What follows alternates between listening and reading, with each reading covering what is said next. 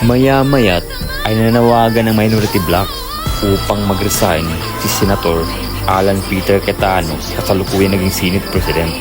Bakit nga ba lahat sila ay atat na para sayinin si Alan Peter Cayetano? Ano nga ba ang dahilan? Ano nga ba ang kanilang tinatago? SB11 ay tutol dito dahil impunity ito, hindi ito Senate independent.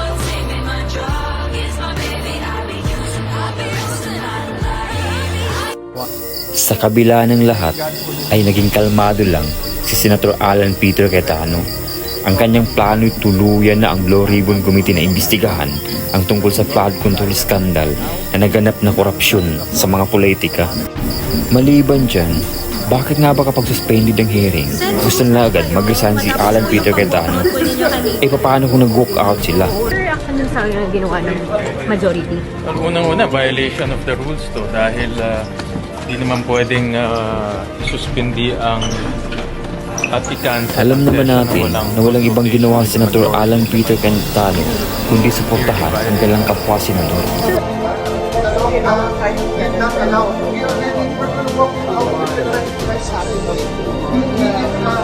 Sa bedyong ito, ipinapakita na ni Alan Peter Cayetano ang kanyang suporta sa kanyang kasamahan na may Senado na dapat dalangin at huwag abusuhin. If you don't want him to make a statement there, sir, just outside the gate, we're gonna walk 5 minutes. This is the Senate of the Philippines. Never been done. It's never been done. Salonga stood up for Enrile. Ang kalaban si Cory, ang kaso rebellion. Anong ginawa? They walked out. We're just asking you to walk out. Let's walk. Let's walk. Let's walk. You arrest him here. It's a word.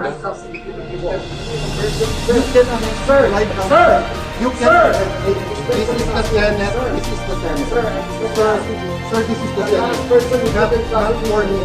Not for me. That's not for me. For the Senate, sir. We're not for the Senate. For the Senate.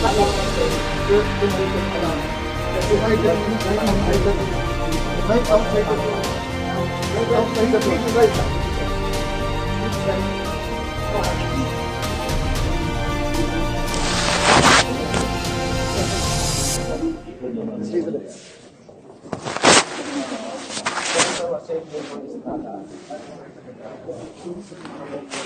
Sir, you have a warrant of arrest issued by Tandigan Bayan 5th Division, criminal case number E-SB 26-CRM-006 for the crime of plunder under Republic Act 78 as amended.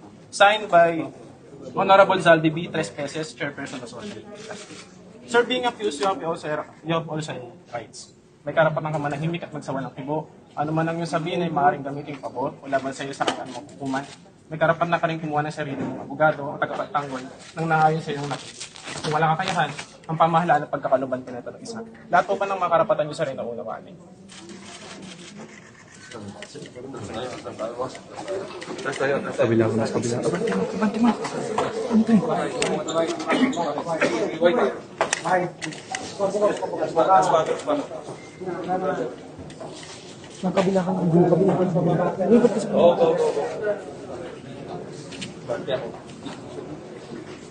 Elevator, yung lang arresting ko lang.